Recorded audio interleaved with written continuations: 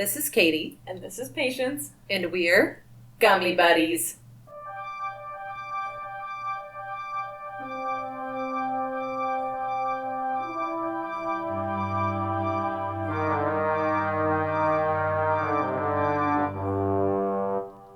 We are one person. Did you hear our voices in sync? One! We are one person and a tiny bit of a cat. I have kittens right now. I had them personally, a whole litter. It was hard birthing them. Can you say hi, Itzy? Of course she won't meow, and it would be really cute. Meow, meow. Oh.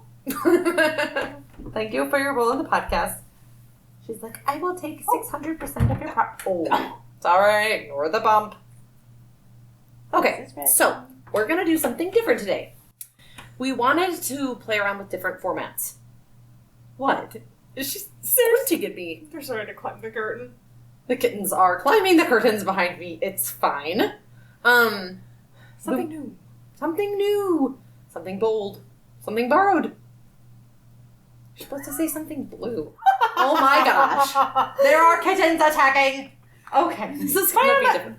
Just ignore it. If you hear a thunk, there may or may not be a dead cat next to us, but they have 9 lives, so it's fine. Okay, we're going to go ahead and I was going to recap our week and talk about that a little bit, but I think we should just dive in. So, Patience and I are going to go ahead and clink right off the bat. What? They're playing with your lights now. Oh my gosh. No! We're doing the podcast. Wait. Oh my god. Oh, she's so freaking cute and she's hanging herself on my fairy lights. Itzy. No, don't take the gummy. Go find catnip. This is mine. This is my catnip. We can't do this. We should have locked them away. We were fools. We're not restarting. I refuse. Okay. Oh, gross. There's a tiny cat. Her stuck to my gummy now. Okay. What? You couldn't find your gummy? No, I was trying to figure out if I wanted to take it with the water or the monster. Yes. I don't want these to mix bad with flavor. Water first, and then with the taste left over in your mouth, rinse it down with the monster.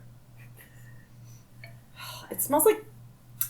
Okay, so we're doing the Buds Burns like we usually do. It's the half of the 30 milligram jar, because we couldn't find the little packs that we like still. They've been out of stock forever. So we got the... Buds Burn? No? It's not? I said hit us up, Buds Burn. Oh. I thought you said, it's not Buds Burn. No, and I was like, what is it? Give us the good flavor. Yeah. We want our strawberries and cream. Technically, it is already cut in half, by the way, because when you cut the gummy, she cut the gummies, okay, which she usually does. She's giving me a look like, beep, beep, beep, beep. And she did not cut them in half, okay? It was like 3/4 to 1/4. And I told her that she was crazy and that it was not in half. And then I recut them, but I did it the opposite direction. So, I'm so nervous. I can't. It'll be fine. If it tastes gross, it tastes gross. They're the cherry ones. We have extra snacks tonight. We just made a run. We went to the gas station. We're classy people. And we got stock up on snacks. And energy drinks because we're old women. Women's Old, working, hard women. Darn right. Darn right we are. We don't need no man. No man! My dog's like, what? Are you gonna take them separately? Yeah. I don't know. I just got, okay, I almost just put it in my mouth. And I didn't clink. How do we clink with 2 people? Wait, are we gonna double clink with 2 little quarter pieces together? We'll double clink all the way. I'm ready. This is part of our spell ceremony for preparing for the podcast. Okay. Clink. Wait, we didn't double clink. Wait. Clink, clink. Okay, we just gotta do it. Do they taste like it? Tastes like a cherry.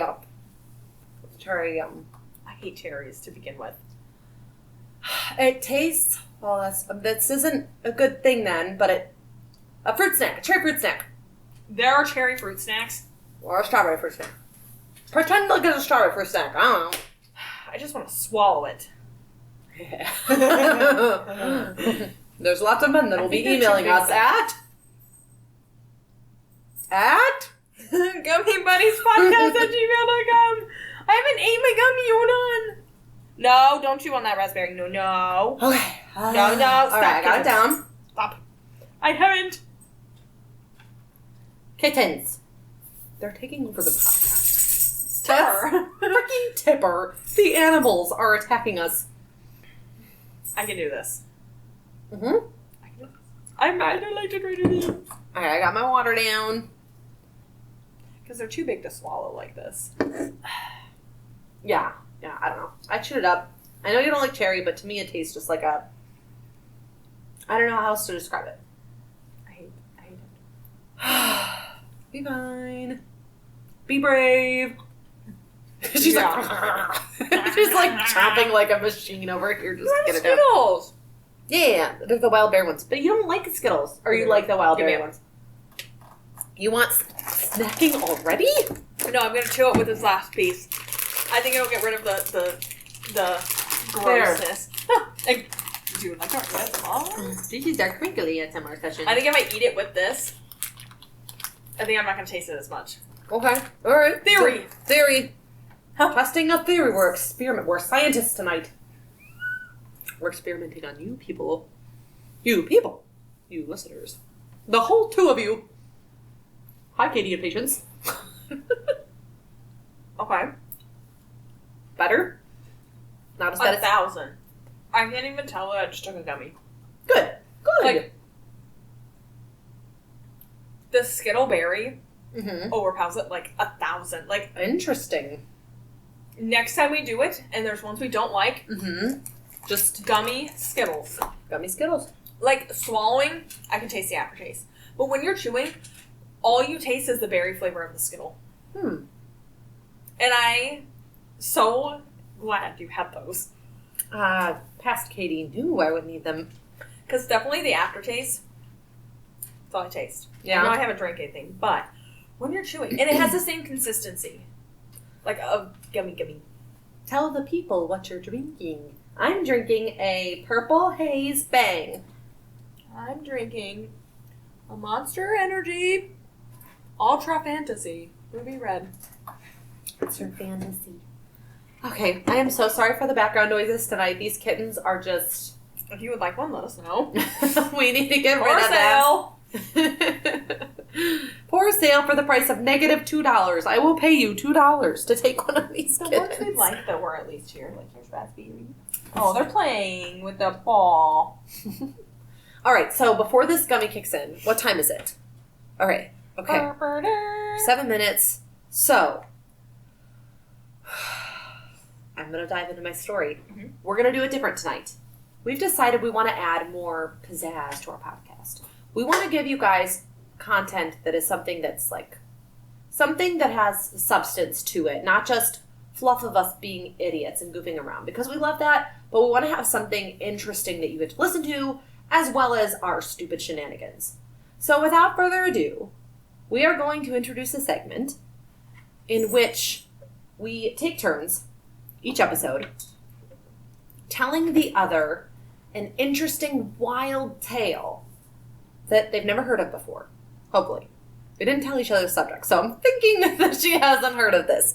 However, I mean, there's a chance, but it doesn't matter because we did some research, did some digging, and we're just going to walk through this. So I picked a true crime story because I am obsessed with true crime and because I like watching Forensic Files and with my gummy buddy. Katie's going to read first. Yes. So this episode, I'm going to start, and you know what? It might not be something we do again. We're just kind of playing around with it to see, playing around with it, to see what we like. So, yeah. And there's a chance if we actually do enjoy ourselves, we might just scoot this into its own podcast and do, like, Wild Tales and some other series. I love how we're only 3 episodes in, and we're already like, yes, in our next series, we'll be doing this. Like, we're seasoned professionals who have been doing this forever. As a professional, I definitely had my story open and ready to read. I didn't just take forever procrastinating so that I could open it. I don't think we have the, not coordination, but stamina. I've got stamina. The willpower to make another series. Hey, we made it this far, baby. There's too much chaos in our lives to have 2 podcasts.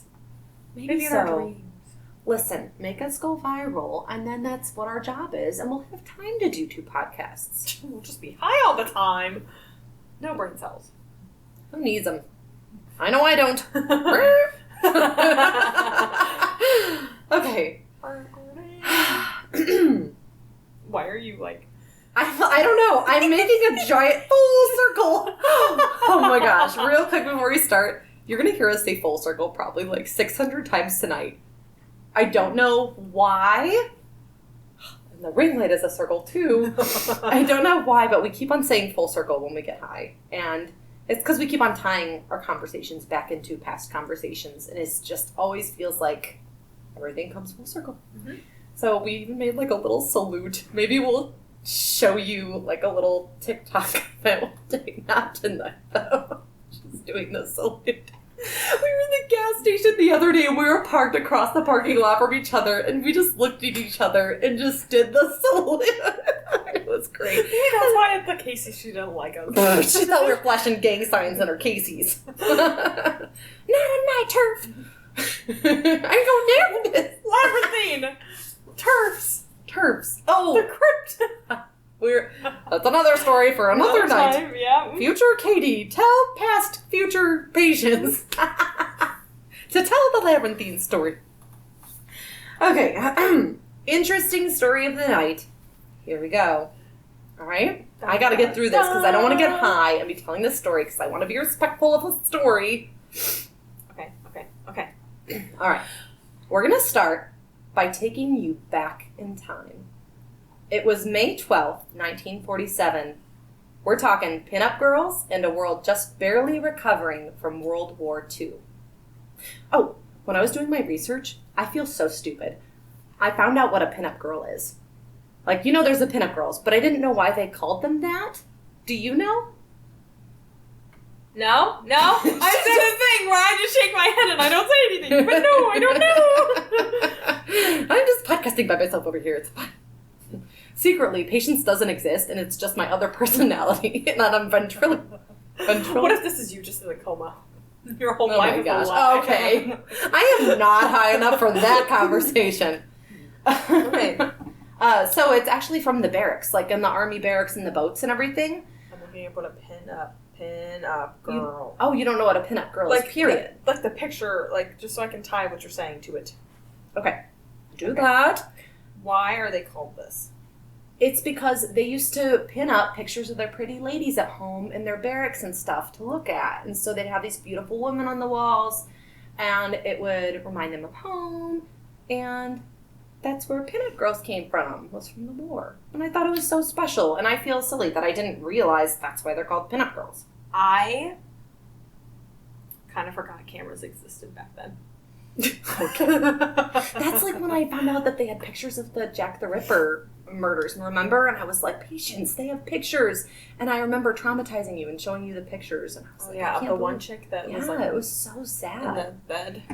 All right, back to the story. So May 12th, 1947.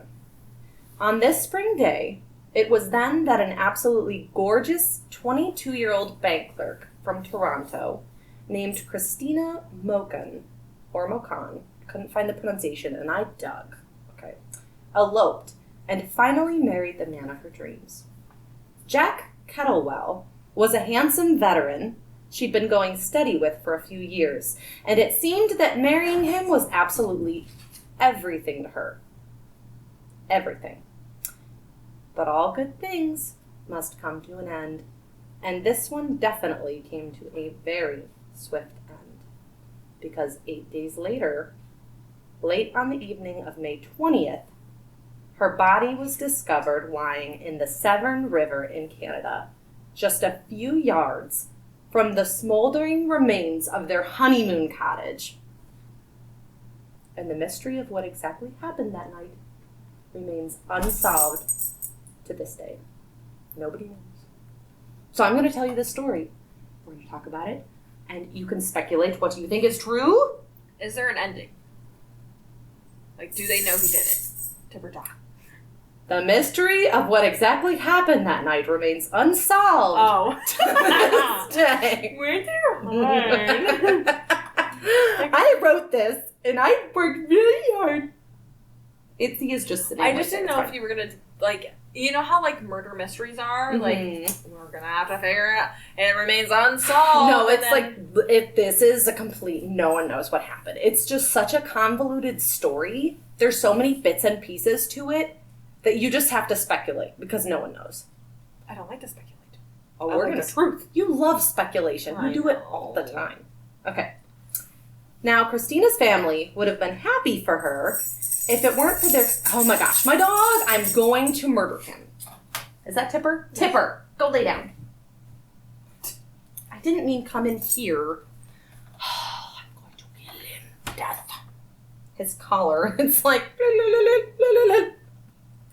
We need a new counter on the podcast. Don't give me kisses. I'm mad at you. It's stuck. It's fine.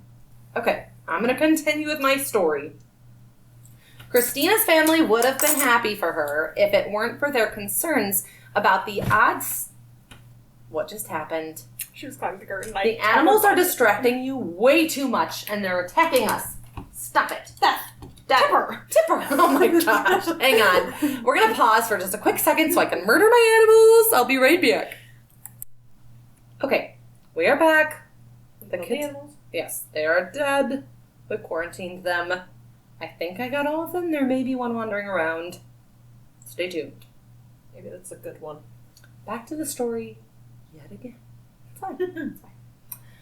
All right. So Christina's family found it kind of weird because after the marriage, joining them on their honeymoon was Jack's longtime friend, 28-year-old Ronald or Ronnie Barry. It seemed that Ronnie had quite the variety of skills and experience as an Italian immigrant, a former professional ballroom dancer, and a construction worker, with a side of what would appear to be a very convenient knowledge of insurance coverage as well. So after spending the next few nights in an apartment, the fanciest honeymoon ever. That's how they started their honeymoon? Uh-huh. Yeah. They just... That's how I want to go. I mean, I honestly can't judge because I didn't really have one either, but it just... I'm like, sharing an apartment with a friend of my husband, I'd be like, what are we even doing here? So anyways, the three of them, Christina, Jack, and Ronnie, all made the trip to a little cozy cottage escape that Ronnie happened to own. This wasn't the first time the couple had benefited from Ronnie's generosity either. In fact, Ronnie had supposedly helped to arrange the wedding and even paid for the wedding ring itself. Now this is the best friend. Paid for the wedding, helped him out, took him to the cottage, put in the bill for everything. I wonder if she knew that he paid for the wedding ring. That her husband didn't. I think she did.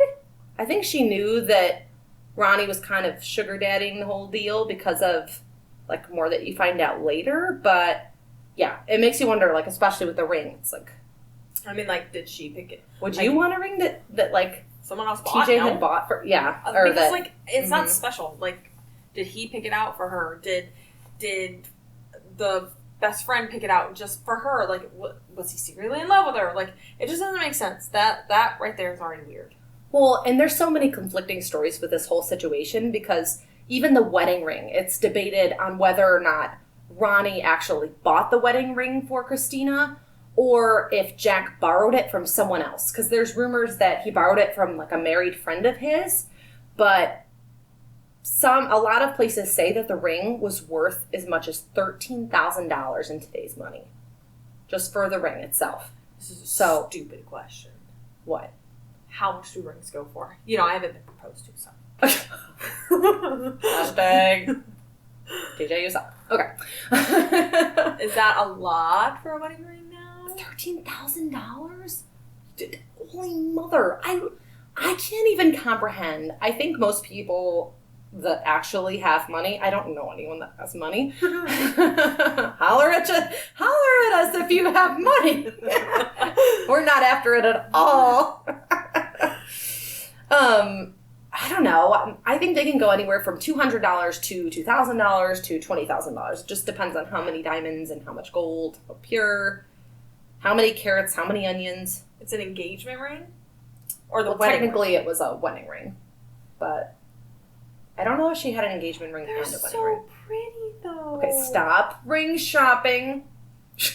Look how many diamonds are on it. This one's only 12,000. It's normally 17,000. Ugh. I can't imagine paying that much for a ring. That amount of money, I can't comprehend it. I feel guilty. Sorry about my dog. I feel like, though, there are other, the women we see during the day, Mm-hmm. their wedding rings are so big. Why would you want it that big? I don't know. I feel feel like like I it's get given caught away. on stuff, yeah. Although the bling bling, I mean, some of them look really, like, even though they're big, they still look elegant and pretty because they're just they're cut so pretty and shiny.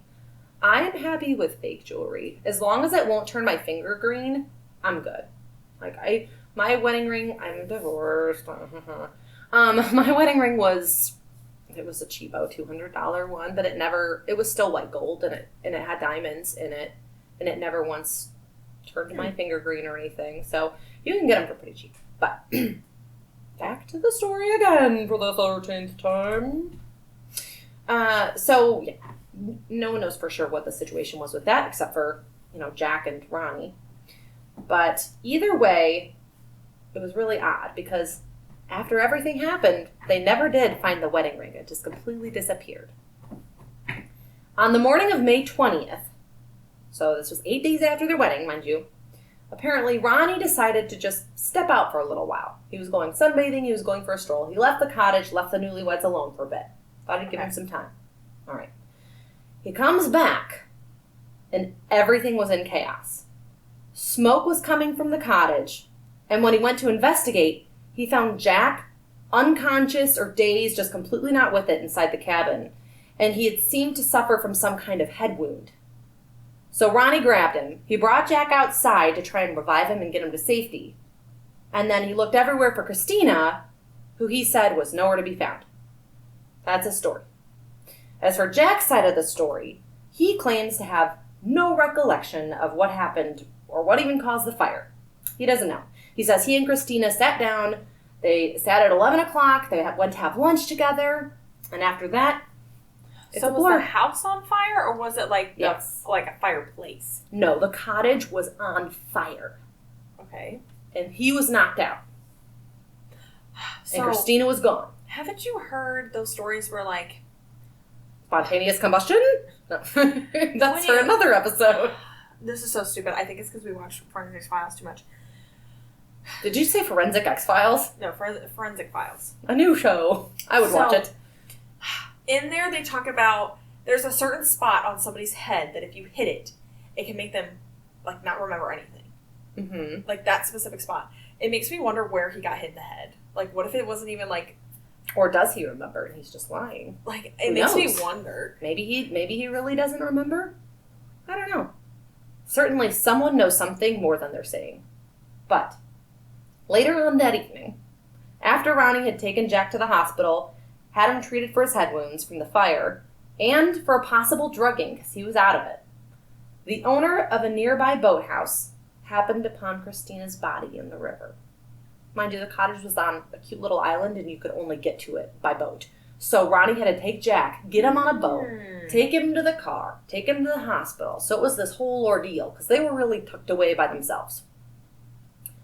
I just feel really bad for the boathouse owner who, like, was out at night taking an evening little boat ride and happened upon the corpse of this poor, beautiful young woman just lying in the water. Like, imagine just, like, us being out for a walk or whatever and just happening upon a dead body. Like, how terrifying and sad. It's really hard for me to picture, though, because it's hard for me to put myself back in that time. Obviously, because I was born. But, like, it's hard for me to picture, like, what she would have looked like. You know, like... You know something? I thought you might want to know what she would look like. So I have it handy. She, in my opinion, just... 22, right? So beautiful. She was 22 years old, Just the classic pinup look with her hair kind of rolled back, going about her chin. She just looks like she had so much more. And you said she was a pinup girl. So Well, most women had that same style. I didn't know if you meant like Jack was in the war and came back. And Well, he was. He was a veteran. Oh, yeah, okay. You got this. No, I was sitting here thinking, like, speculating. What if it was, like, someone he was in the war with that he got really close with? Ronnie? Jack. Jack, yeah, like, you mean like someone else other than Ronnie? Scout. Yeah. I don't know. Because I'm like, what if they fell in love with her and, like, over pictures and their relationship and, like, he went crazy, like, this was a crazy guy in the war and he, like, stalked them or something. And there's definitely speculation as to if Ronnie... It's this whole crazy thing. It just gets wilder and wilder the more we hear the story. So, according to the Toronto Star, the hospital pathologist found, quote, no marks or bruises on the body, but the lungs had been extravagantly distended. He was convinced the death was caused by drowning. So, now they did find traces of codeine in her stomach, but it's hard to determine exactly how much codeine was in there because codeine has a half-life that's pretty short. So in about 3 to 4 hours, the codeine's already half of the way processed through your body, already half gone. So if she had taken a lot, it would have been really hard for them to tell back then how much codeine was in the body. Because like, nowadays, we have ways of testing how many metabolites are in there, and we can really pinpoint, I'll never forgive you, we can really pinpoint how much, but back then didn't know. So the funny thing is, her lungs were extravagantly distended, quote unquote. Christina's body was lying in just 9 inches of water. So she drowned 9 inches. Okay, so not even a foot. How far was she from the house, though? About 150 feet. And all that was 9 inches? Well, or like she washed all the way over. They found her, I'm assuming it was kind of like on the edge of the river or the whole area there was shallow. But she was about 150 feet from the cottage. And she was in the water. Like, the river was about that far from the cottage. Oh, okay. And 9 inches. So you're telling me she drowned a full-grown woman, even with codeine in your system, you drowned in 9 inches of water. I'm trying to think, like, if I lay... Maybe I have a really fat head, but I'm picturing, like, if I lay in a river, I guess if I passed out face down and I wasn't conscious... I don't know. I guess I have a hard time picturing, like, when you're unconscious, even from drug overdose, I guess...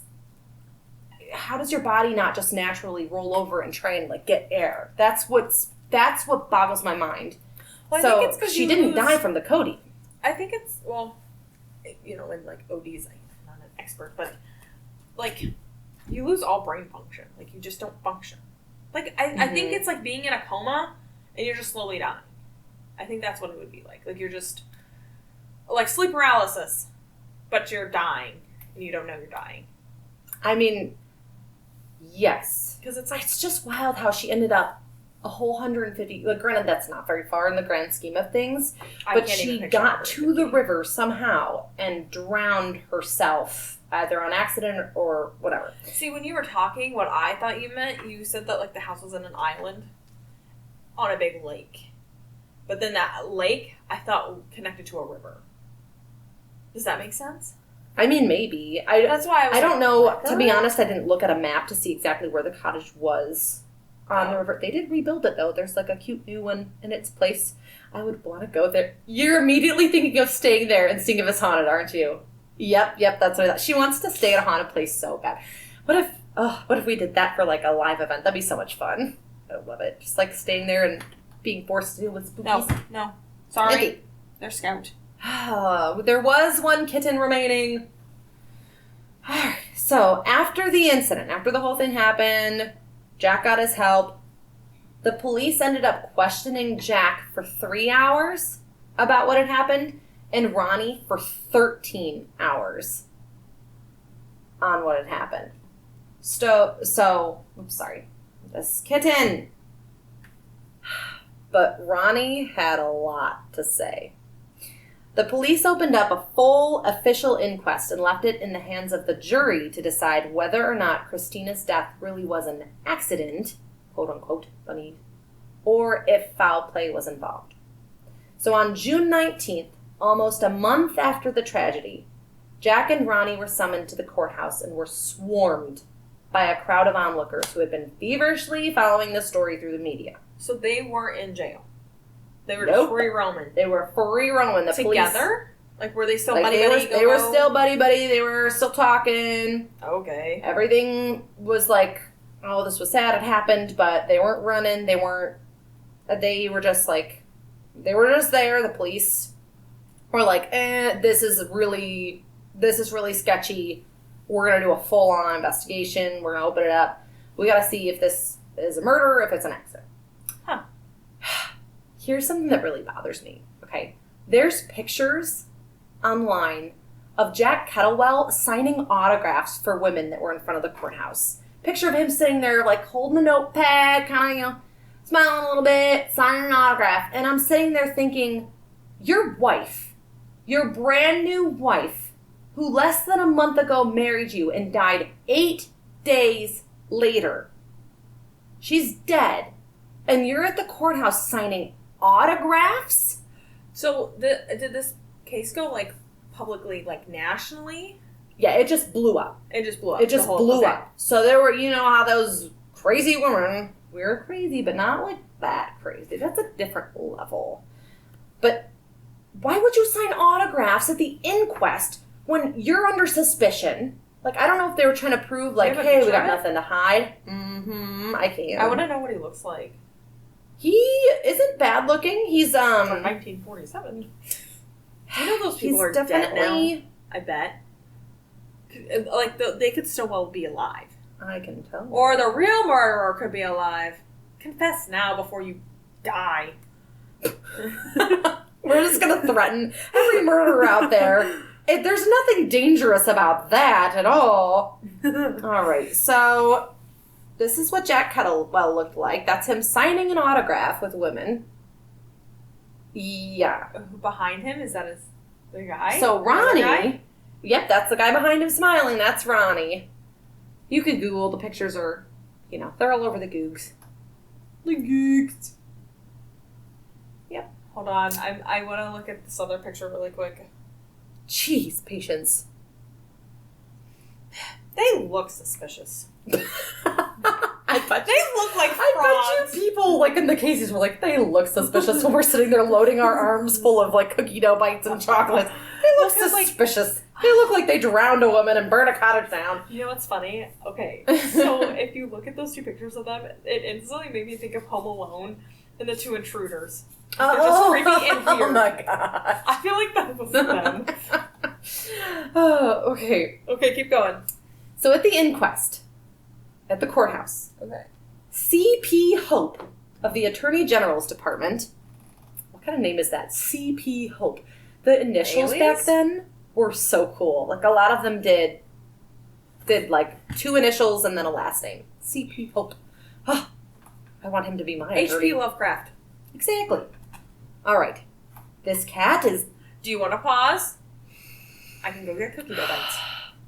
We're pausing for cookie dough bites and cat killing yet again. Uno momento. Oh my. Okay.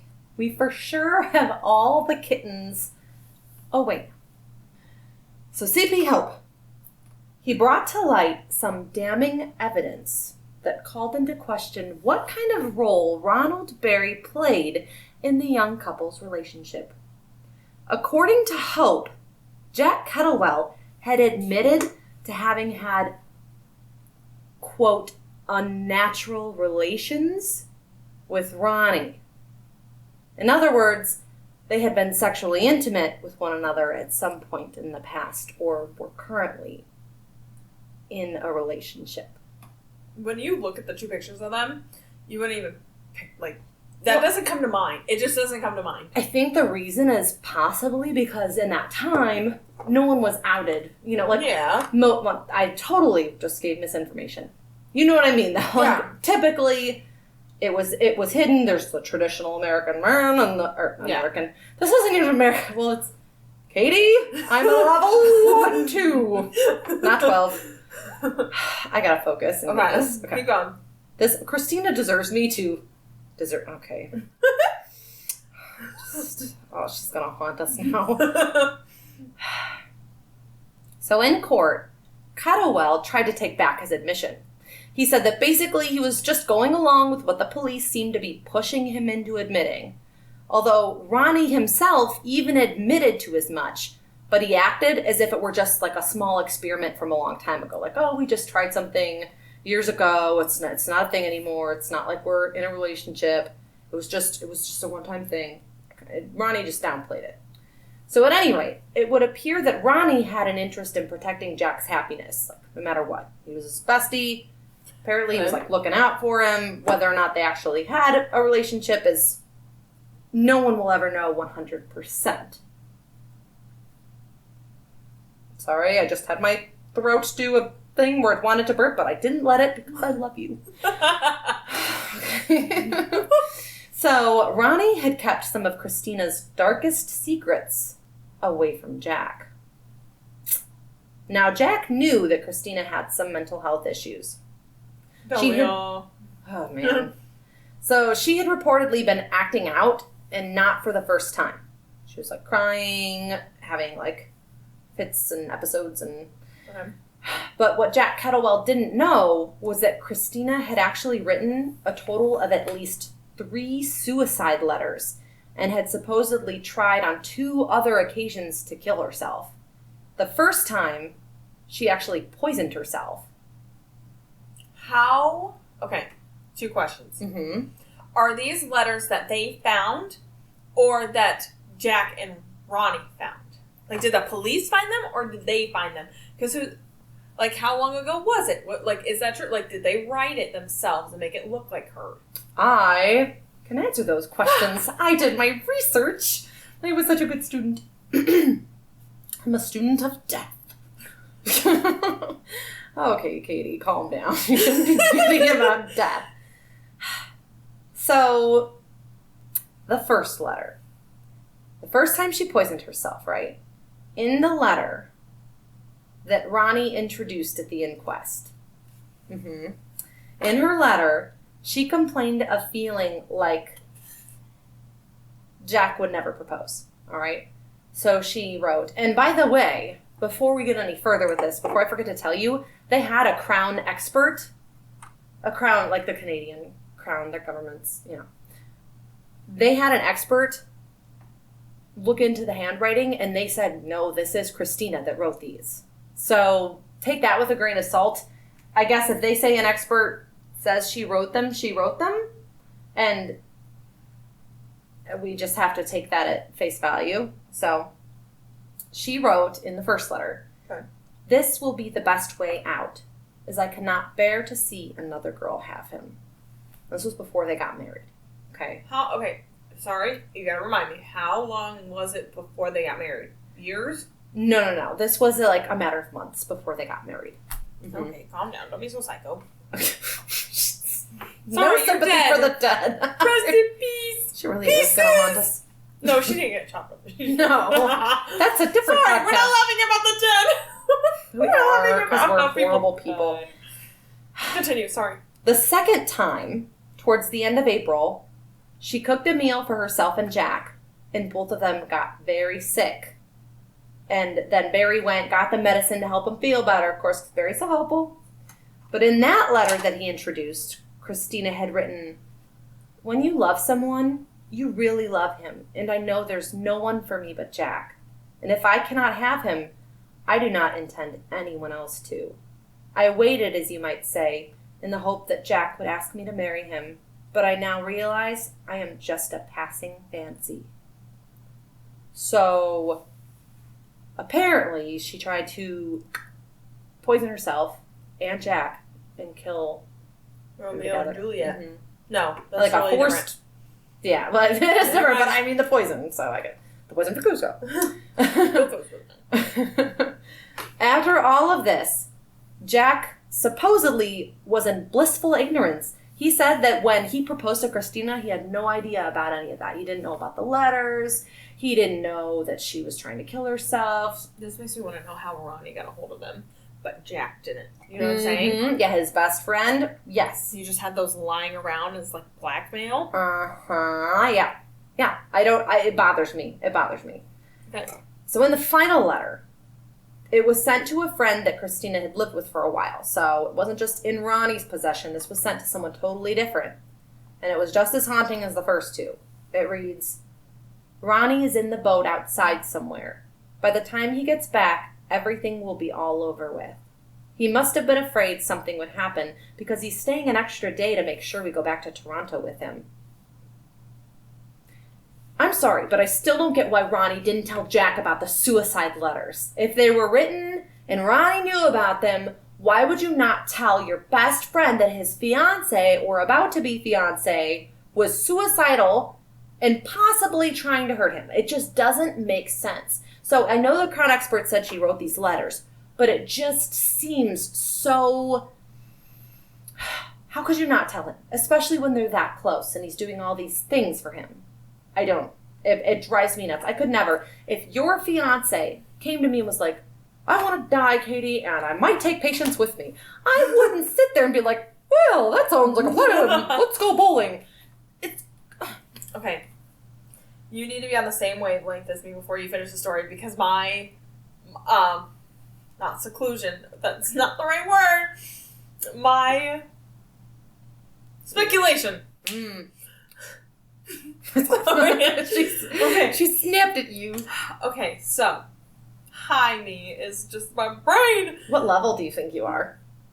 It may be a 3 or 4 because I'm starting Really? not to remember things that you're saying. Okay. All right, we got focus. Speculation. Okay, so they're suicide notes, but they're also like the killer note. Like, what if she killed herself? Okay, so she was talking about how she got sick, he got sick, take them both out together. Mm-hmm. What if she needed to take things to a more drastic level? So that obviously the third letter was a few days before she died. Mm-hmm. I mean, think about how long mail takes. Well, the third. Yeah, I mean, I don't know. I don't remember if it said exactly. I know I read somewhere what day it was written, but I didn't save it. But it was like, yeah, it was after they were married. Mm-hmm. So yeah. And so like, I guess if we can find it or however, remember when we're sober. Was the third letter, was it was sent before they died, right? Well, she didn't send it from the grave. No. Like, it was before they got married. Or was this right after they got married? I'm pretty sure this was written after the marriage. Okay. I don't know well, no, it had to have been, because it said Ronnie's in the boat outside. So she wrote it from, like, the honeymoon cottage. See, and that, okay, yes, we're on the same wavelength. Come back to me. Okay, so... If that was right from the honeymoon cottage. Mm-hmm. So think about what if this was just her, it looks like a suicide letter, but it's not. It's like, no, oh my gosh. You know, like when a killer has a plan, manifesto. Mm-hmm. What if it's like her manifesto, but it's a suicide letter to everybody else? So she is telling them what she did. But then, since she knew... Oh, you're good. Oh, God, Patience, stop. You're sounding stupid. Okay. What if she hit him? Okay. Mm-hmm. And he got the head injury. Mm-hmm. And she wanted to burn his body, and so that way no one knew where they were. Okay? Okay. But she obviously wants to die with him. She would go drown herself in the river, and then maybe she would think that her body would get carried away, and, like, no one would ever find it. Why would she not want to be found, though, if she's dead? Why does she care if anybody finds her? Like, why wouldn't you just overdose where you're at with Jack? If she wanted to die with Jack, what I don't understand is, unless you couldn't face hitting him or face what you had done, if she hit him. Because we don't know if the injury, he says he doesn't remember. So we don't know if it's something fell and hit him, like a piece of the rafters or something. We honestly have no idea. I just feel like that is a manifesto instead of a suicide letter. Like, it's all like high me can think about, because I don't know, in my high brain it makes so much sense, but when I listen back to this I don't think it's going to make sense, and that's what's going to bother me. So I guess I'm not really sure the difference with what you mean between manifesto and suicide letter. Like, okay, so a letter, a manifesto I thought it was when Like, when someone goes on a massacre, they make a manifesto of everything they're going to do. Okay. Yes, but that could also be, I guess it could double as a suicide letter, too. But I feel like maybe it was kind of like a riddle and like, well, how it went. It sounds more of like, to me, it's like a suicide, it's meant to look like a suicide letter, but it's not. Like a ploy. Because, like, what if Ronnie had done something and she just wanted Ronnie to take all the blame for it? Oh. And so she made it look like he was the culprit because back then she didn't think maybe they could trace the evidence. She did say Ronnie's gone. She was like, oh, he's gone. By the time he comes back, it'll all be over with. So, and what happened? He left and they're both dead. Dead. I think she had something against Ronnie, and so, like, back then they can't trace. I don't think they could trace the whole body burnt thing. Mm-hmm. And then with her drowning in the river, it'll just like look like Ronnie drowned him in the river. You think she wanted suspicion to fall on Ronnie? Yes, because then if she drowned, it would look like he drowned her. He took a very circuitous way of getting to that point, but that is an interesting point. Because say she found out or was distraught and had just an epiphany that Ronnie and Jack were in a relationship. And that's why he didn't mad propose. and resented him, she could just... Do you...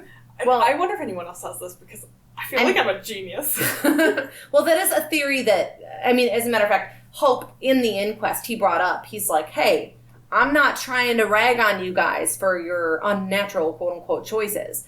But he's like, I just don't know what kind of a factor this might have played in this death. Because what I constantly think is, since they're best friends, let's say before after the honeymoon, she found out, because somehow it was talked about that they were having, unnatural.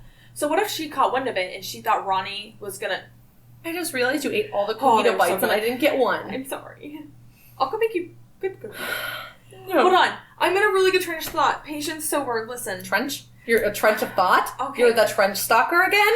Okay. Sorry. So she found out about their unnatural ways. Okay. And that's why he wasn't proposing. And then I think slowly she learned that happened. Okay? Like there was something fishy going on between them, but not like in a brotherly way. More like they're attached to the hip kind of thing. Okay? So she wanted to take Jack away from him. And this is how she could do it. If I can't have him, you can't have him either. Yes. And I still feel like it was her ploy for him to take all the fault for everything. Interesting. And so, like... I feel like if she were trying to blame him, you'd think she would have written something suspicious in her note, like, I don't like the way that Ronnie was looking at me. Like, you'd think if she were attempting to do that, it would have been in the letters, but we don't know. I don't know. So, as if all of the mental health crisis issues in the letters, as if the suicide intentions weren't enough. If you asked Ronnie, it wasn't just a mental health crisis that Christina had, but a financial one as well. What? Mm-hmm. He's got a lot to say about that. So according to the Windsor Daily Star, Ronnie claimed to have lent Christina $12,500. In today's money, about $175,000. Show me the proof. Where's the receipts? Actually, they did find receipts. So I'll tell you about that in a second. So she says, according to Ronnie, she says that she's got people blackmailing her and she needs to pay him off. And he just steps in and is like, well, you need me to lend you this money. I'm going to give you this money. You can, do what you got to do. Anything for my best friend's girl, right? So it showed, according to records, that she actually paid him back, or at least, deposited money, gave it to him, whatever. All that money, plus $500 in interest for him having lent her the money. Here's the thing, though. Christina was a bank clerk. In 1947, she made $25 a week, which is about $350 a week in today's money. And she magically found a way to pay him back $13,000, according to Ronnie. Where? How, if she really did have blackmailers and he really lent her the money, where did she get the money? That doesn't make any sense to me. So police also found evidence that Christina had deposited other substantial amounts of money for Ronnie in the past as well. Like, he was like, oh, go deposit this money for me. Deposit this money for me. And it's like, why? Why was Christina part of that? Okay. What was the money from? Don't know. So, you remember how I said Ronnie had an insurance experience? Mm-hmm. Yeah. He had worked in, like, construction and insurance, but he didn't continue in those career paths, I guess. But Ronnie had a $5,000 policy on his cottage. That's about $70,000 today. Jack had taken out 2 separate life insurance policies, both on himself and on Christina. So the policies for him and Christina had a double indemnity clause. That means that, like, if the death is accidental, you get double the money. And he just conveniently had one on him, one on Christina. I mean, they were only married for 8 days, so I don't know if he did this before they got married or when. But wouldn't you know, the beneficiary of both of those life insurance policies for Jack and Christina? It was Ronald Barry. It was even revealed at the inquest that Jack had given his whole war gratuity, the money veterans get on discharge. He gave the whole thing to Ronald. Just all of it. Gave it to Ronnie. Jack even removed all of his other family members off of his will after he was discharged from the war. It all goes to Ronnie. So in the end, the jury couldn't figure out if it was accidental or not. They said this is fishy. You know, some believed it, some of them, no one knew what to believe. There were too many factors and not enough evidence to prove 100% without a doubt that this was a murder. So in the end, jury, they couldn't agree whether or not any foul play had occurred, and the 2 men walked out with no charges against them. Jack went on to marry another woman and start a whole new family 3 years later, and he never mentioned what happened to his new family ever. The only reason they found out is because his daughter-in-law was doing research in the library, like looking at a microfiche machine and doing her research, and she just happened across the article, and she was like, what? And she found it, and that's how she found out about it. But Jack, by that time, was an old man. It was the late 90s, and he was already dying of old age, so they didn't really, like, bring it up to him and distress him because he was dying. But that's how they found out. He never mentioned it. Yeah. As for Ronnie, he eventually, like, he was there for some time afterwards, and then he ended up moving to New York, never to be seen or heard from again. Were they friends? Mm-hmm. Yeah, yeah. Ronnie gave Jack, his youngest son, he gave him his dog before he moved. He was like, here's my little dog. I'm going to go live in New York. And then just, they lost contact. No one knew what happened to him. So we don't know. How do you just lose track of somebody? Don't know. If somebody has the financial means, they can make themselves disappear whatever they want, really. The fact that they're still friends after what they said about each other in court.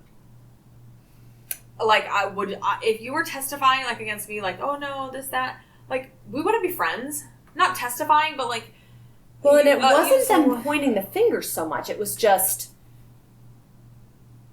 I mean... Like, okay, if I had found Tyler's suicide notes, mm-hmm. and I'm saying that in court, and you just never knew about it, why would you still be a friend to me? Mm-hmm. If you knew that. Like, it's like keeping secrets. Well, and I don't know if Ronnie told Jack about it before the inquest and was like, hey man, I should have told you this sooner. I didn't. I don't know if that was a conversation they sat down and had where Jack, like, forgave him. Dang. It's just crazy. Like, what happened? Did she legitimately write those letters and commit suicide? Or did something more nefarious go on? The fact that the government couldn't, like, charge anyone for it drives me crazy. Because like, it's just so... It's all so... Okay, I'm going to keep going with my theory. Because I have an extended period because of what you said. Okay, so, some other random person got her third suicide note, right? Yes.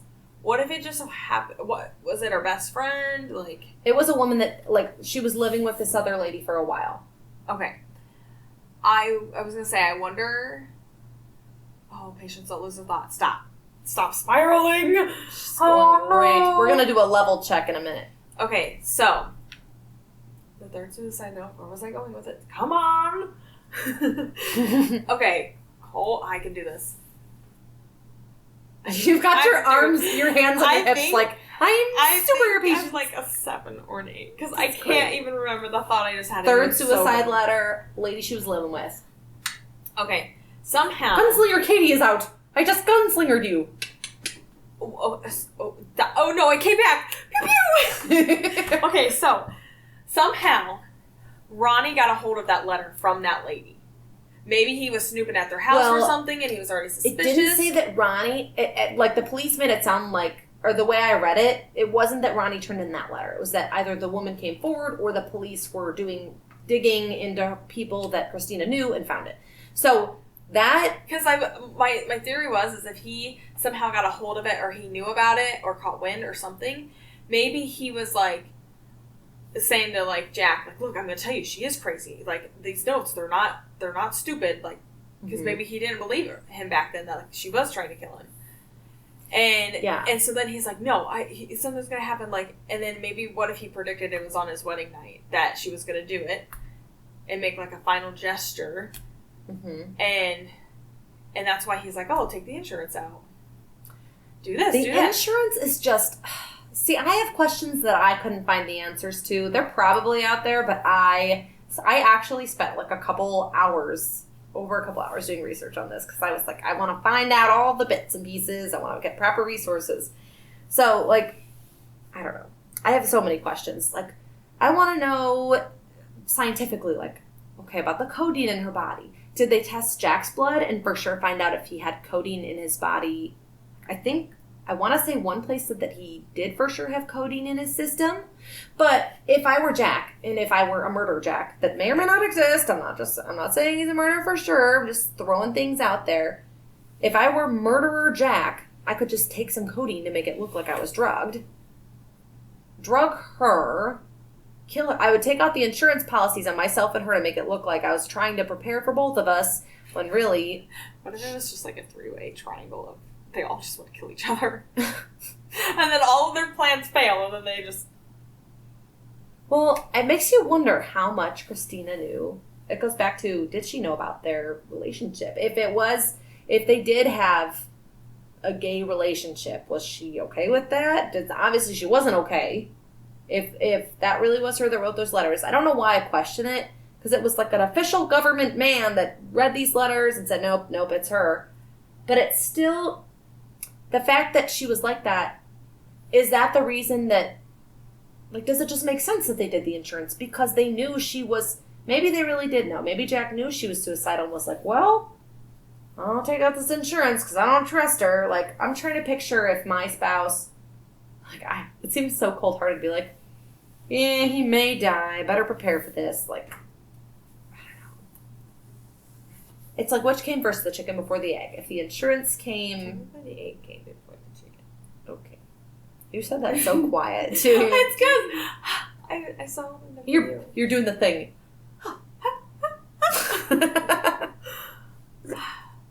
Your chicken? Chickaletta? Chicken and the egg. Chicken came first.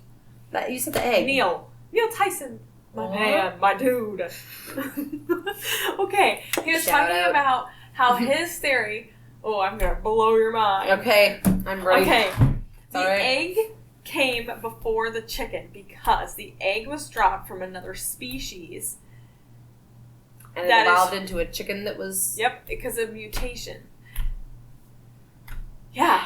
Dude. Neil Tyson blew my mind. I love that man. My hero! Yeah, I saw that. I was like, "That. Do you know how much sense that makes?" That does make sense. So, to transition, that was the story of the 8-day bride. Ironically, I'm at an 8. I know. I'm 5 or 6. You haven't gotten enough. You haven't ate enough. You're right. I need to eat more. I would have enjoyed a cookie dough bite if you were... some? No, why am I talking like that? You knew. Make some blow. Look, what if I put a bunch of cookie dough in It's like the same thing. Yes, we'll take the Casey's cup and put our homemade cookie dough in there and pretend like it was made for us. Stop, you're making too much noise. I thought you were talking to me, and I was like, I know I'm being a little loud. Okay, I'm gonna try the first snack of the night for me. Now that we are at snacking level, will be Casey's brand. I keep saying Casey. Casey's bread. Cheery cherries candy. They're like the little stuff. Oh, here, ready for your. They're like the sour cherry thingies that aren't really that sour. They're kind of like soft chews. Texture's hitting the spot. Oh, by the way, speaking of, the flavors all taste really good when you're high. When I was taking the kittens upstairs earlier, they were like extra soft because after this we're just going to go upstairs and we're going to be like, oops, sorry. Okay. Did you just apologize to the microphone? Yes, I just moved it. My toe. Say sorry to the earwax. I'm sorry to the earwax. Left me through, fixing my blood. My story. Full circle. Okay, transition. We need a transition. I flashed you. I just acted like I was opening up a trench coat and I'm like, burp, burp. Don't lose the thought. Okay, future Katie, future patience. Oh my gosh. Use that sound. Okay, we need a song for when we just transition. Transition from what? From one topic to another, we'll be like, oh, like our ADHD jumping. And then we're just like, bloop, bloop, bloop. Okay, so. Like speed dating, but topic changing. Katie, I had a really good thought. Now I can't think of it. You were gonna say your story. You said, okay, full circle. now she's like, you know the A in YMCA? She's doing like a different yeah, I don't know what she's an M. That's not an M. That's only one part of it. It's just a teepee.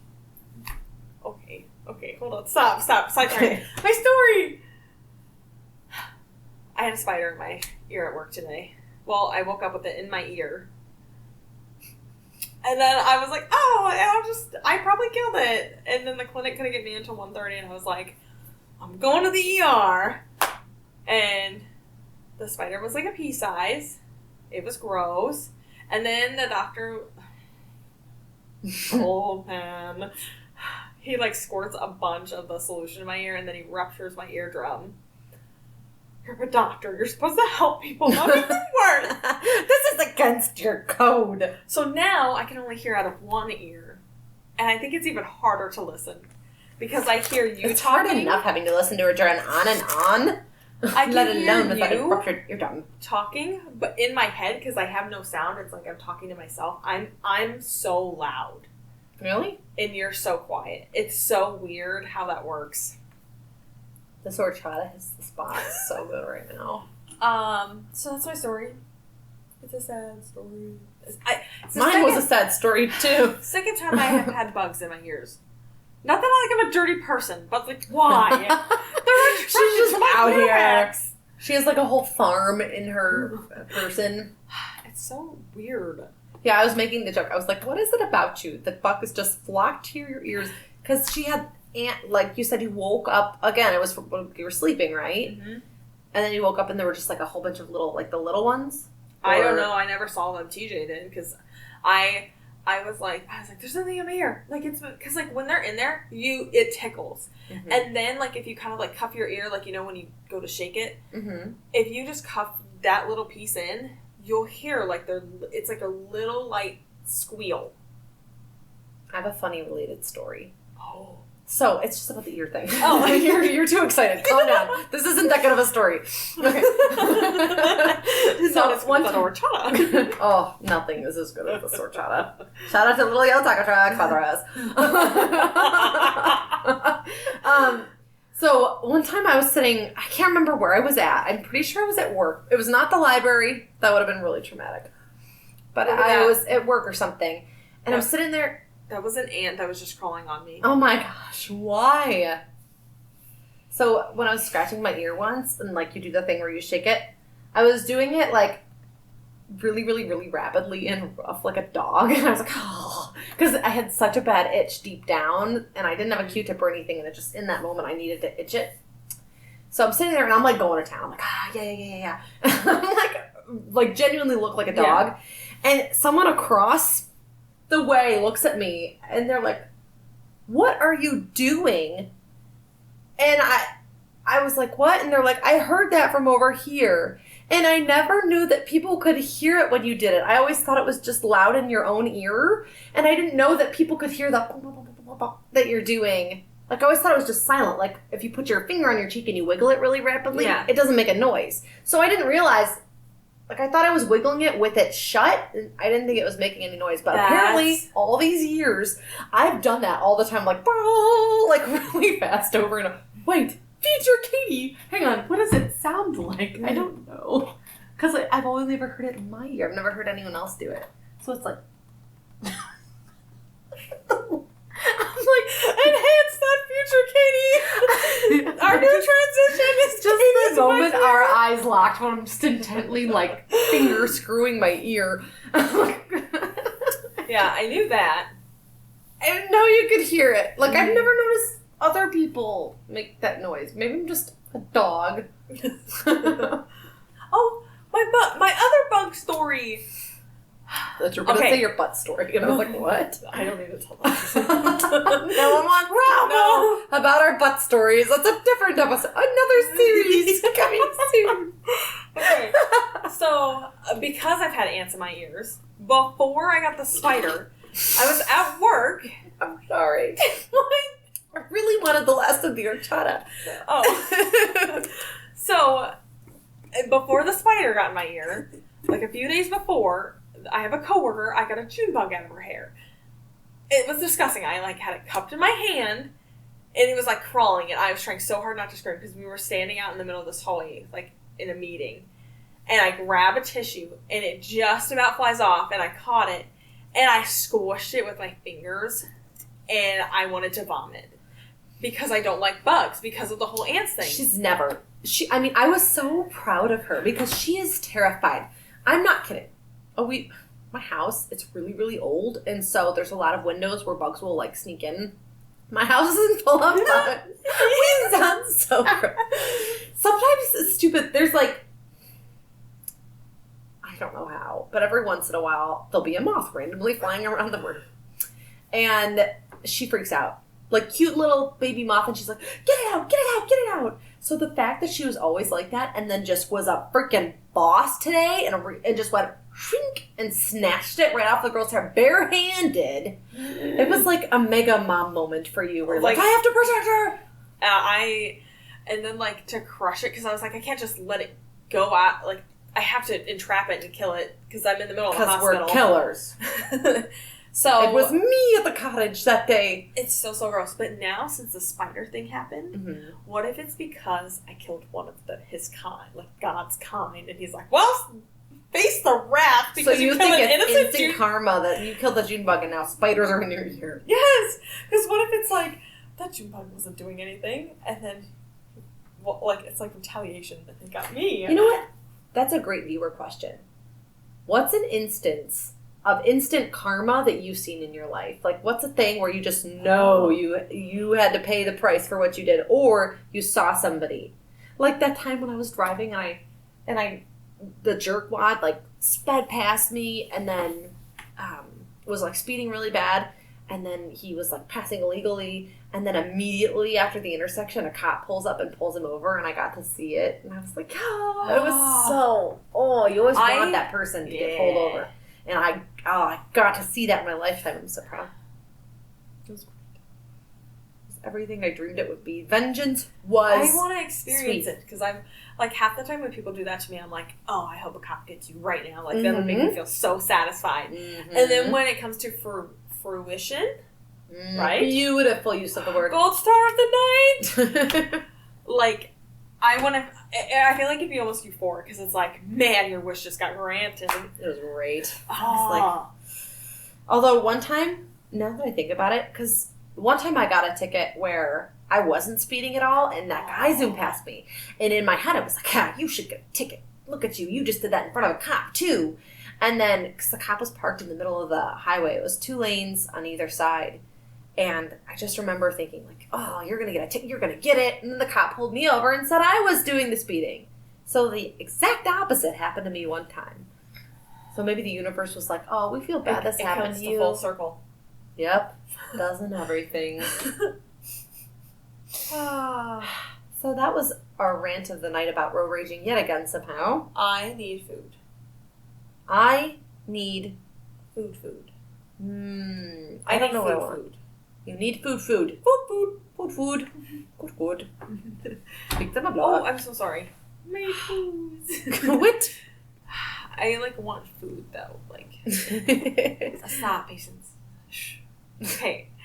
I need something more filling than just candy because my stomach's hurting. You want to get a dinner? A bowl of dinner? Something We have food in the kitchen with Dinah. That slut. The wench. We'll be back. Okay, with a completely different change of pace, we are back. And we are at a level... DEFCON? Okay. DEFCON. I definitely haven't peaked yet. I think I'm still at a 9 because things still make sense. I can still understand. Normally we're not on the same wavelength, and I feel like that's a 10. When we're not saying the same thing and then we start getting confused by each other, that's a 10. Really? Yeah, but you think for we'd be more in sync at a 10? Or Backstreet right now, Boys. I'm kind of I'm so fun. I fully understand what you're saying. So nice. I feel like I'm in an 8 or 9. I'm up there, but I'm not so far gone that I barely remember that we're even podcasting. All right, so holding in my hand, I grammar very well, thank you. I'm holding. Katie's holding. They're called the Most Stuffed Oreos. Yes. And they're huge. It's not another snack we got at Casey's. We got them at Bloomingdale's. We get our Oreos at Bloomingdale's, don't you, peasants? That's it. If you've never gotten your Oreos at Bloomingdale's, you better go right now. Make the trip. You're not allowed to listen to us anymore until you get on our level. Go. Find Oreos at Bloomingdale's. We'll be waiting. What if they actually did? Why am I talking about Oreos at Bloomingdale's? Okay. We're reviewing this snack. Pardon the opening sound. Let me see if... It's the opening ceremony. The Paris Olympics. They're starting. What? I didn't know that, but that was a random change of subject. But something I learned this week. I mean, they're most stuff. She just... the face you just made, you were so excited. You're like, oh. I think she almost cried. She's most stuffing it right now. Whoa.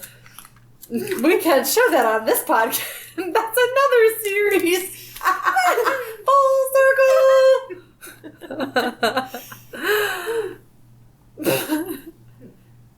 She's good, yeah. Are you gonna try one? One of them's broken? That's the thing I've been squishing. Sorry, I know it's such crinkle. So much crinkle. So much crinkle. Why are the packages so hard to open when you're high? 9.5, I think. We need to come up with... 9.5 is the level of not opening up packages. Like this one. How about more? Okay. There's that. I didn't sniff the Oreos. Patience, quit sniffing the package. Okay, so... Sorry. Oh. My upper boss, Please. she is so funny. My director, so funny. So funny. She's amazing. She's such a genuinely nice person. I thought you were clinking your Oreo top with my Oreo bottom. So, constantly, she's so funny. So, when you're talking to her, sometimes in her head she'll go, "She doesn't even go here." From Mean Girls, and she'll quote it all the time just because of things that she says. You say you've never seen, I'll punch you. Out of all the movies I haven't seen, this is one that America knows. You would hurt me? I'm disappointed.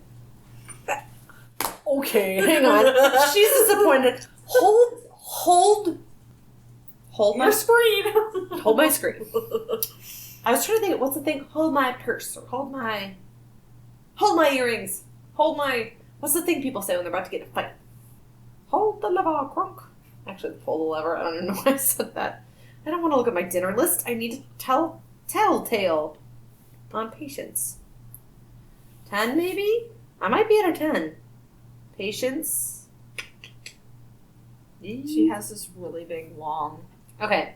What was the one earlier today that I said I was going to add? You need to rewatch Sword in the Stone. There was another one. There was another one. And you were like... I don't remember either. It's going to drive me nuts, but maybe we'll remember it sober. You're putting your outfit back together. My outfit. Oh. But we were talking about something, because the special piece that you always hate, the thong part. This is going to sound really confusing to people. You're trying to be all circumspect and you're like, the thong! So here's the scoop, all right? I'm a freaking amazing girlfriend. And I went to Amazon and I bought a maid costume. Wait, Tyler's at home, is he? Okay, no, he's not. I went and bought a maid costume for, like a nice birthday surprise because I just thought he would find it entertaining and be into it and stuff. So I was like, it'll be fun. And I got like a full-on like regular costume. It wasn't even like a skimpy little maid lingerie. Like it's a legit one you could go into a con with. Not going to though because it creeps way too high up on my butt because I'm a chunk and I could barely squeeze into it. And I feel like a sausage casing. But stop picking at your ear. I saw that. Oh, it hurts. Yeah. So I got that outfit. So I had to explain that because we were talking about the thong thing. It came with a stupid thong G-string piece in it. And I'm like, first of all, this is way too thick to be considered lingerie. Second of all... And then you threw it over your shoulder and you're like... I hate And then you were like, you said a phrase and you're like, I don't think you've watched that. And I'm trying to think about what you said when you got up because it was right then. It's not Pirates... Because I was talking about pirate when I put the G-string over my eye and I was pretending to be a pirate maid. And I was like, these stupid things that come with it, I never wear them. I just throw them out or I'll like hoard them in my drawer even though I never will use it. I don't know. The tackiest little G-strings with those things. Not that I buy lingerie all the time. You're contemplating so hard right now. I know. I'm trying to think about what movie you said. I just sighed. I'm so sorry. I'm going to have to clip that out later. What? I was ing. We've been doing it all night. Future Katie, I'm so sorry about all my breaths. You were in the middle of the story, you coming like, wait, and I was like, oh. I can't help it. You gotta breathe or something. I think okay. Future Katie, tell future patients. Not again. Future Katie cannot handle this. At one point in the night, we need to set a timer for where the mic gets away from me to you, because I always get louder in the end, and you get quieter at the end. So we need to move this when we peak, so that my breaths won't be as loud, but you'll sound louder because you sometimes go quiet. We need to turn it. Still trying to remember what that movie was. Moving on. Patience's watch list. I've never seen Mean Girls. So sue me. Don't sue me. I have like no money. Patience's watch list. She has never seen Phantom of the Opera, Lone Ranger, Robin Hood Men in Tights, that everybody has seen except for her. She's never seen My Girl.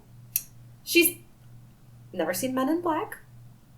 Never seen 6 Days, 7 Nights, Titanic, The Rescuers Down Under.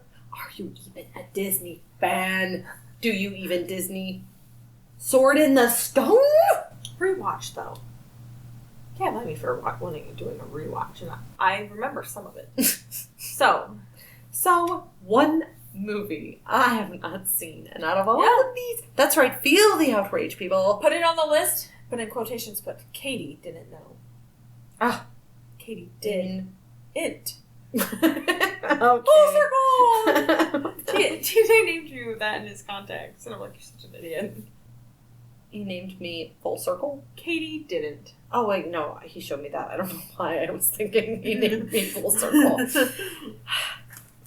Okay, alright, what snack do I want to try next? This is yours. I don't want the most stuff. Oh, we got the Reese's in the fridge. Dang it, it's so far away. It's about 150 feet away where your car is gonna be. They found patients in the kitchen drowned in Reese's. That brings me to die. That was so horrible. Okay, I'm gonna eat. I think this is the first time I've eaten one before. When I was high. What? That sound, I'm sorry. The smell is so different on a caramel Reese's, especially right now. Like, I really smell the caramel in it. Smell the good, smell these. Ooh. The face. It smells more like toffee to me. Like a Heath bar, maybe? Have you ever had a Heath bar? Yeah. Sometimes people will put them... I keep making a mouth noise with my tongue on the roof of my mouth. I don't feel bad. You're not hearing it, but I hear it. My soul Stop feels it. hyperfixating on it.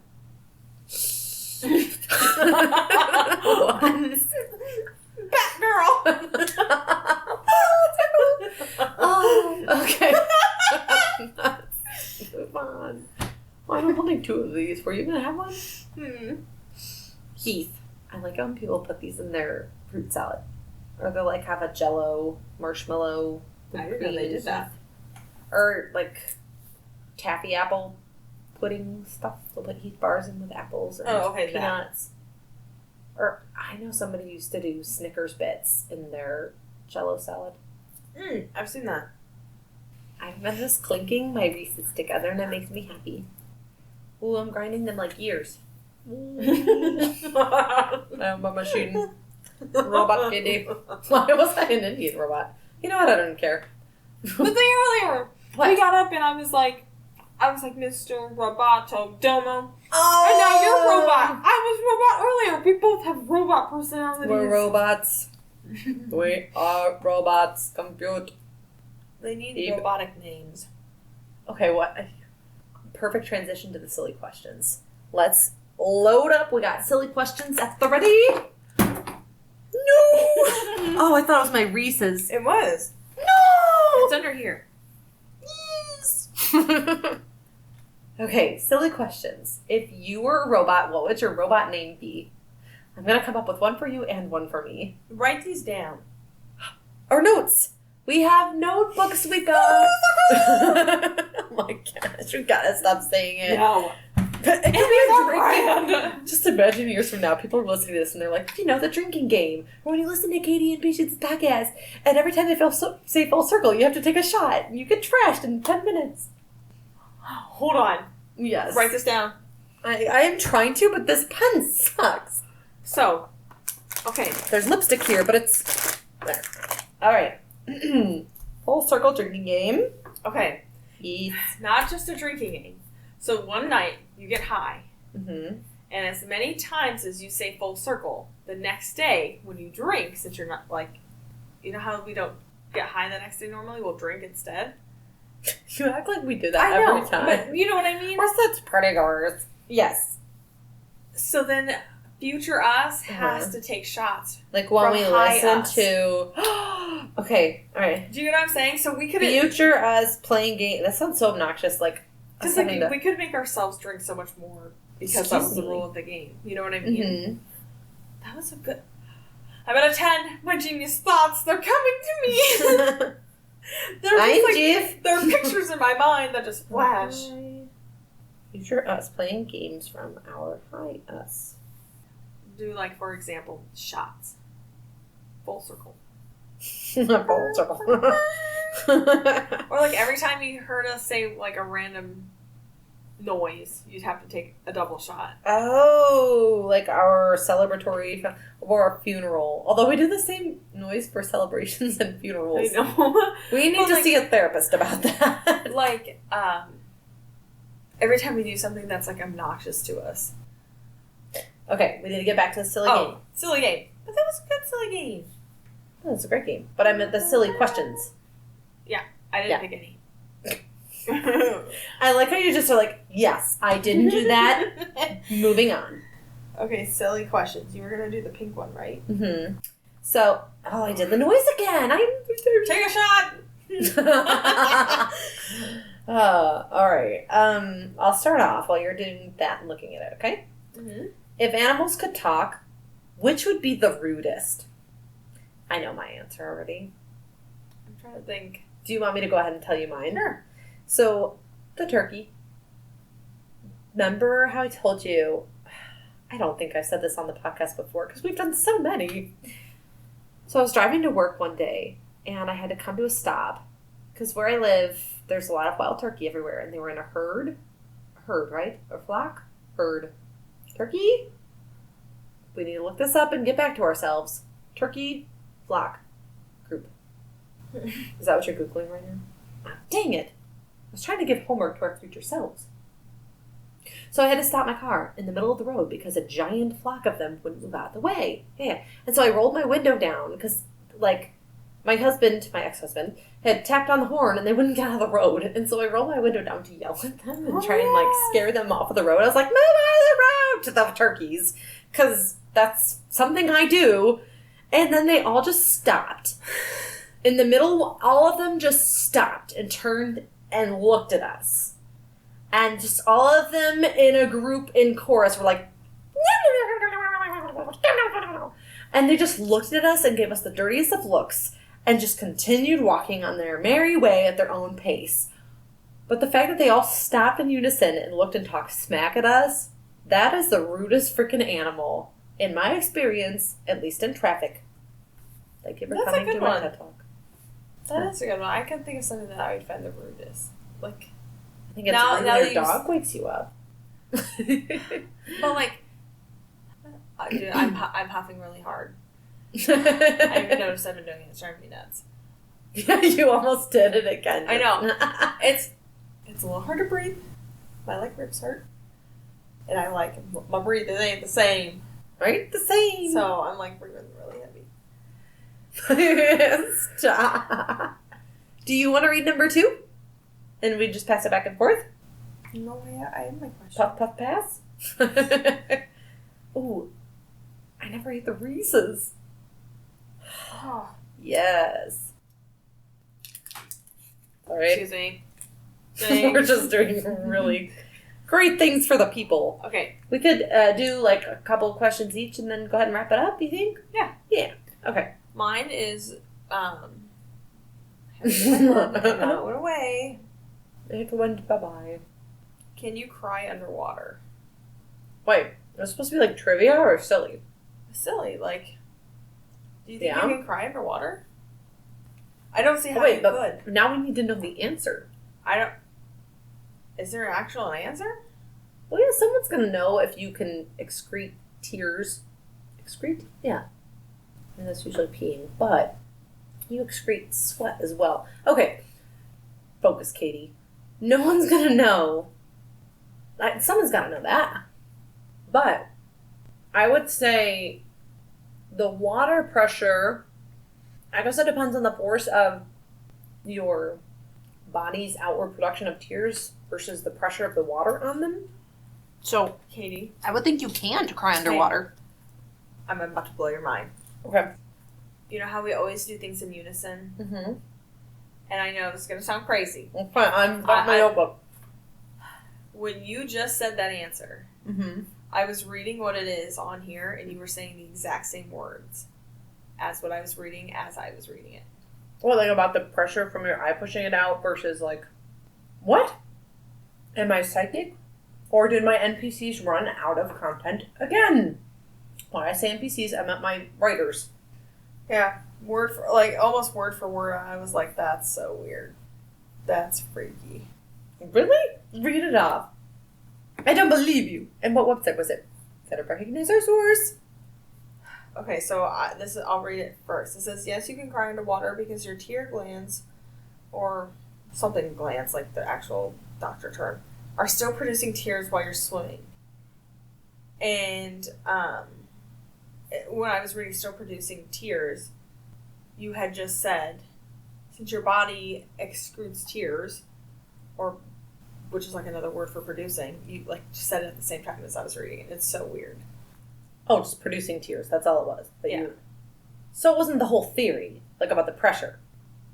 Earlier you were saying excreting because you think because Excrete. your body it's doing so that. So you just wait. I morbided you.